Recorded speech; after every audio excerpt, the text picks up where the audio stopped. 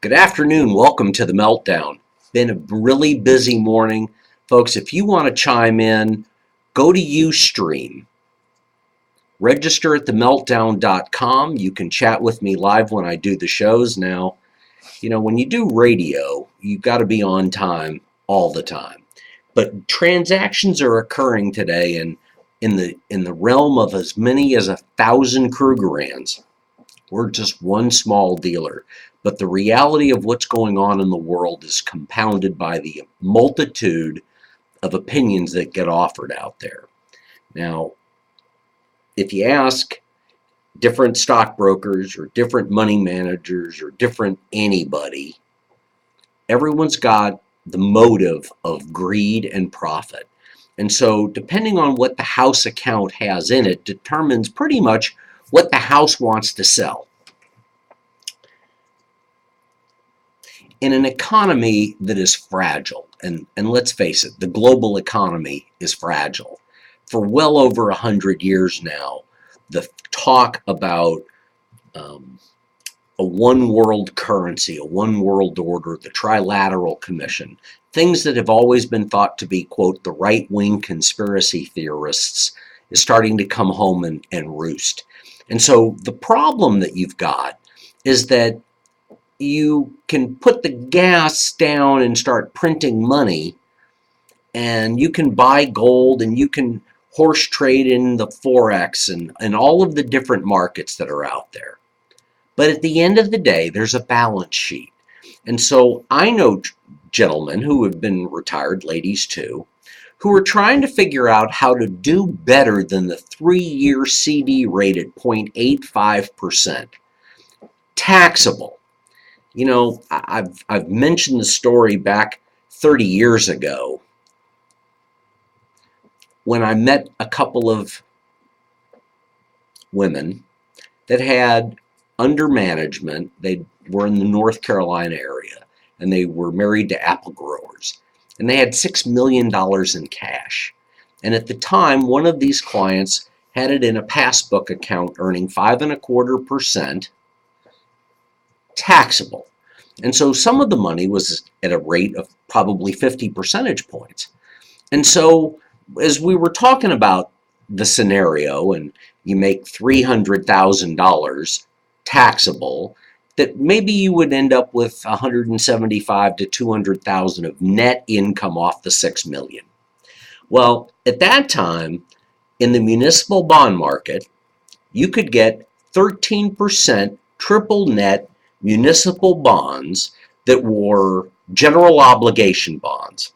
That meant the municipality that had issued the bonds would stand behind the bonds. Versus a revenue bond, which would be similar to the Sam Houston tollway.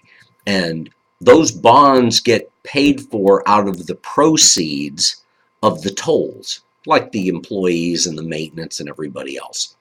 So when I sat with this woman in an investment conference, we were doing consulting, I was able to show her that her $175,000 could be turned into $780,000 tax-free. The gain of about 600 grand in her account. The fee to manage the account for a year would have been $60,000. And literally, the woman said to me, I like my money being in the bank because I want to be able to go down and go pull it out if I choose to. And I ended up at the ripe old age of about 22 years old trying to explain to this woman that you can't go to the bank and you can't go get the $6 million. The bank doesn't hold $6 million. Heck, I've got a local Chase Bank on 12/31 of 2012 that argued with me over trying to make a $60,000 check liquid. They said they didn't have the cash, but moreover, they had to spend a couple of hours trying to get the approval to just issue a cashier's check. It set me off for months, still sets me off to think about it. The money was in the account. These are retired clients of mine, and so the money was there, and so here I am at 22 years old arguing with a woman that I'm about to make $600,000 net a year, and she's telling me no. The thought and the concept wasn't even penny stock brokerage firms, companies that work on flat rates, was just coming out. Heck, municipal bonds were just coming out with call features. This is over 30 years ago. And so when I look at all of this in how it was put together, about 2 or 3 weeks later, this is in January of 1982, I think 82, yeah. A few weeks later, just before my birthday, I sat with another person, same exact scenario, showed them all the intricacies, and it wasn't complicated. You sell your stocks, or you get out of your cash and you own municipal bonds that are AAA rated, tax-free munis, general obligations that had every protection and guarantee you could possibly want in any kind of a security. And I got no again. Well, I walked away from the business. I couldn't believe people were so backwoods that I couldn't make it understandable. Folks, you can't go to the bank and pull out $100,000 in cash. And if you call your banker and you tell them what you want to do, and you give them about 3 to 5 days leeway and give them a heads up, they might be able to pull that off for you. Odds are they're not. That's why cashier's checks, money orders are all cash instruments, and they require different businesses, different lenders to report the trade. You don't have to worry about reporting when you go to closing on a piece of real estate, because those cashier's checks automatically are known as to what's going on.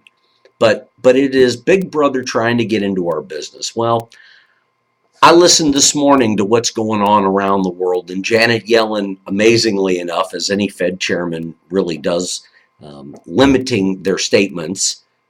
Bernanke got up to almost 800 words. Back to Alan Greenspan, who was our Fed chairman for 19 years, he averaged about 175 to 200 words in his statements. So Yellen makes her first statement. She's talking out of both sides of her mouth. The stock market moves up because it sounds like she's going to put the gas back on and back off of the tapering issue.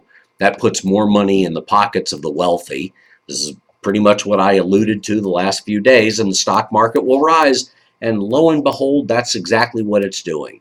However, out of the other side of her mouth is the fact that jobs growth is too high, inventories are too high. We have problems in our economy. The long-term unemployed don't have the skill set to do the jobs that we need done. It all makes the dollar look a little bit weaker, and when you look at currencies, we got Forex manipulation everywhere. That's the currency markets. And the price of crude oil has crept back over $100 a barrel. The gap between Brent C and West Texas Intermediate, again below 10%. The gap is closing between gold and platinum. And so what does Brett want to tell us to do? My gosh, folks, it's the same message. The facts are the facts, and you can't stop the train wreck. We're going to hit a brick wall. The only question is, there going to be enough steam to get through a period in less than 3 to 5 years or 10 years? When Ben Bernanke and Tim Geithner, a little over a year ago, said that we're going to try to maintain 0% interest rates, the market's going to end up dictating the rate. And the price of gold is moving up towards $1,300 an ounce again. Now, this is a trading range where I've tried to share, I thought there could be downside. I've got clients waiting to buy at $11.50. And here we are at $12.92, depending on what site you're looking at and how long the delay is. And I understand the confusion in the marketplace. I get guys that want to buy 1 ounce rounds, or they want to buy silver eagles or maple leafs, Morgan silver dollars. There is a reason why a third, and a third makes sense inside of your portfolio. Now, it takes time to understand why you buy rarity.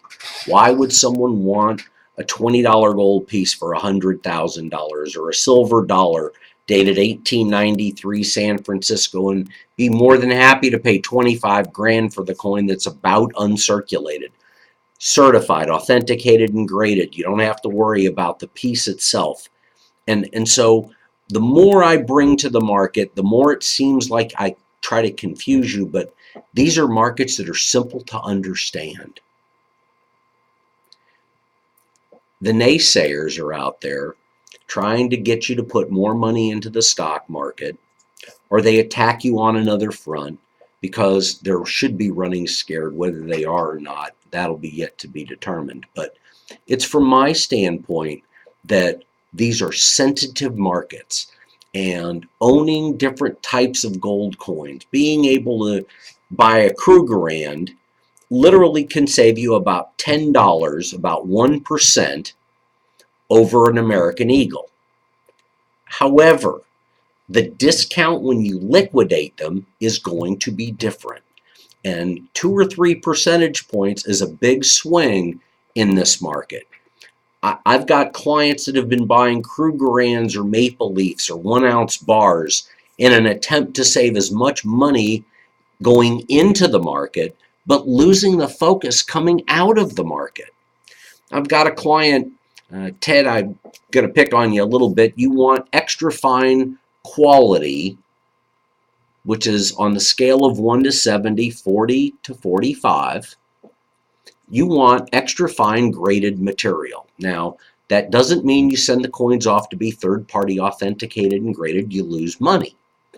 But the sensitivity to the gold market is you go to the cheapest material, you own multiple dates, multiple mint marks, you can own multiple types of the coins, whether that's $5, $10, or $20 Liberties, whether that's a $10 or a $20 St. Gaudens, and you can build multiple dates of coins. Now, if you want to get into some extra fine material, that's okay. I like circulated and uncirculated material. I am really hesitant to get people overly involved in modern issue coins, the stuff that's been made over the last, call it 30 years, just to use a round figure, since the Olympic Games in 1983 that were held out in Los Angeles. The process for making coins is very different than what it was 100 years ago. Not only the process of making them, but the way the coins were stacked or stored or bagged, all of those things are different now. And with the advent of over 6,000 dealers in the marketplace, everybody has got a different opinion about what you ought to own and why you ought to own it. Folks, what matters is your opinion anyway. If you've got questions or comments and you want to call me, 281-548-COIN. That's 281-548-2646. Option 0, that way you get a live voice, and either Kelly, myself, Michael, if he hears the phone ringing over, one of us can get to the phone. Otherwise, leave us a message. We'll call you back. Email me, Brett, B-R-E-T-T, @thegoldexchange.net. Now, I know this is a short show, and I tried to get myself to 25 minutes, but between my cell phone and emails, the activity level today is high, and it's going to remain that way. There's a lot going on, and there's a lot of different coins to own. What matters is what you like. And if you pick something that is so obscure that I'm not comfortable telling you that you can meet the goals and objectives you've established for the money, I'm going to tell you that. And if you get another dealer who says, by all means, I'll sell it to you at the right price, and all you want to do is utilize me to be a sounding board for the value of what you're getting, I'll do that with you too. I don't need to snake deals. I don't want to. I want good, clean information. And that's why there's NGC and PCGS. That's why there's CAC to green sticker or gold sticker coins. There are other coins that are authenticated and graded by other companies, and some of them I might be able to tolerate, others I might not. And it all boils down to the amount of premium you do or don't pay, period. Now, I've got Facebook pages, my personal page, my business page, the Gold Exchange, the Meltdown.com, Eagle Numismatics, Texas Commemorative. All information for you to be able to gather so that you can ask good qualifying questions, understand the goals and objectives. It's what financial planners and money managers are taught. Now, folks, this is really simple. You've got a net worth, and of that net worth, somewhere between 5 and 20% is a comfortable number to move around to obtain the goal and objective you've set forth. Whether that's retirement money, education money for your kids or grandkids, the trip that you want to take in a few years, a new car, whatever it is, there's a theory behind this. And no one's got the crystal ball that's going to tell you what gold or silver will be 2 days from now, 2 weeks from now, or 2 months from now. 2 years from now, I still don't know. I just expect the prices to be higher because quantitative easing is going to destroy the economy of the world. How do we get everybody back to work? Heck, they got 11 inches of snow in parts of Kansas yesterday, and I can tell you, I got good friends up there who told me they would consider driving 10 to 20 minutes into town, not 2 hours to go make a business meeting. Anyway, I'm going to cut this one short. If you've got questions, please email me. That's Brett, B-R-E-T-T, at thegoldexchange.net. Give us a phone call, 281-548-COIN. That's 281-548-2646. Hit option 0. We'll be more than happy to assist you. Folks, I never get off air, not off a podcast, without thanking Texas Children's Hospital, both the Downs Clinic and the Ronald McDonald House. If you go to the meltdown.com, there are donation links, and the donation links, point blank, are so that you can provide funds to the Myers Center or the Ronald McDonald House inside of Texas Children's. Now, folks, there's a staff there. They have 20 rooms on the 4th floor. It's for the families that stay bedside for many hours at night. And ultimately, what the real concern boils down to is, how do you proceed with those people? How do you help them? Well, they could certainly use funds. It's a respite. It's an opportunity to shower and sleep, but to watch some TV or just read a little bit. If you can provide a hot meal, please call 832-824-8600. That's 832-824-8600. Nancy Allen and her staff would be more than happy to assist you. At the Myers Center, Dr. Catherine Ostermeyer runs the facility. They deal with everything from spina bifida to autism to Downs. Folks, I love these people. I appreciate the effort from the doctors, the nurses, the staff, and of course the volunteers at Texas Children's throughout the medical center and around the world. The kids need our love and our attention. That's how we go about doing this.